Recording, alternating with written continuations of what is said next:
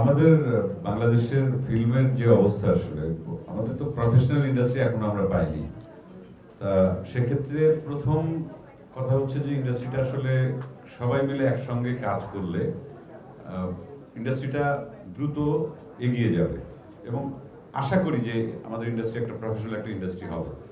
এখন সেটা আমাদের জীবদ্দশায় আমরা দেখতে পারবো কিনা সেটা জানি না, কারণ আমরা যখন অভিনয় শুরু করি তখনও ভেবেছিলাম যে হয়ে যাবে, হয়নি।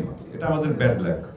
তা সেক্ষেত্রে আমি চিন্তা করে দেখেছি, যেমন এই ঈদে আমার দুটো ছবি আসবে, তিনটে ছবি আসার কথা ছিল। একটা ছবির ডিরেক্টরের নাম বলছি না আমি, উনি তখন বললেন যে আপনার তো দুটো ছবি আসবে এরপর, এবং ফাইনাল একদম শেষ। আমি তখন বললাম যে ভবিষ্যৎ হোক নিরাপদ, বিনিয়োগ হোক বিশ্বস্ত, আর আমার পছন্দ সল্ট বে।